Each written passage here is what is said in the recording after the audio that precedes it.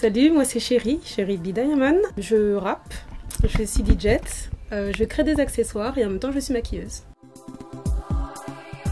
Je suis née à Paris, donc je suis un pur produit, vraiment pure souche parisienne. J'ai grandi entre le 10e et le 19e, donc des quartiers assez sensibles.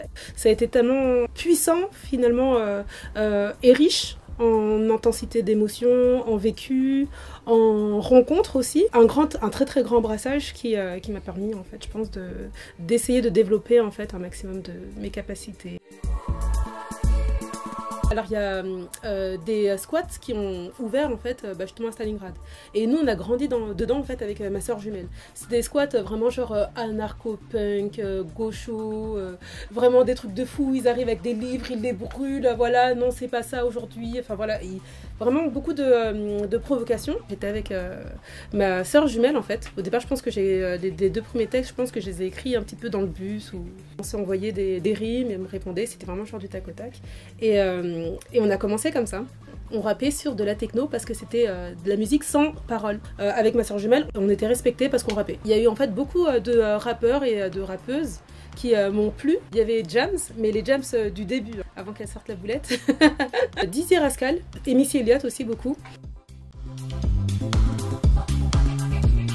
J'ai commencé à intégrer en fait la rave comme culture en fait de base, donc vraiment la culture anglaise qui est très ouverte d'esprit. Je me suis justement aussi découverte des inspirations un peu plus industrialisées, un peu plus techno, froide, kawaii. Cette musique est hybride, éclectique et futuristique.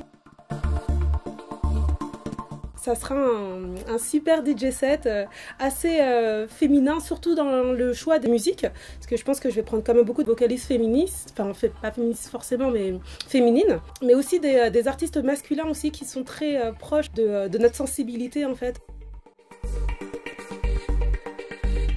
La Gaîté Lyrique, là, c'est un très très très grand honneur et je pense que je n'en reviens toujours pas.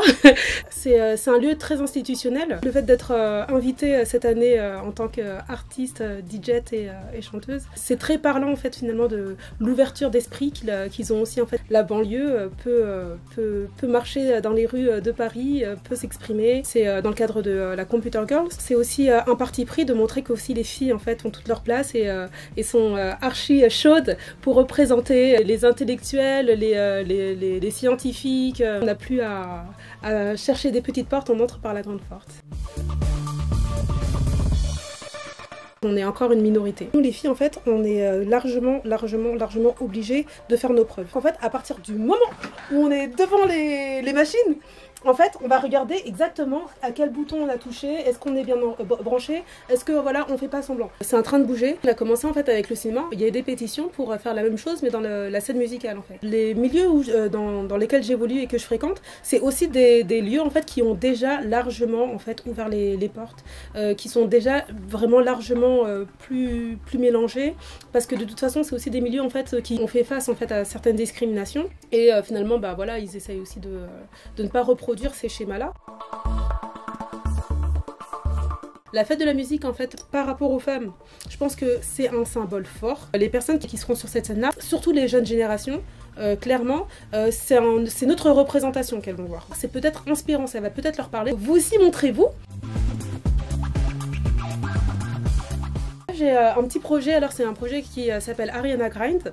Donc je suis donc l'antithèse d'Ariana Grande, la belle américaine qui chante et voilà, la vie est parfaite à Hollywood. Et moi c'est plus, je représente les meufs de la capitale, des périphes sales, qui chantent mal.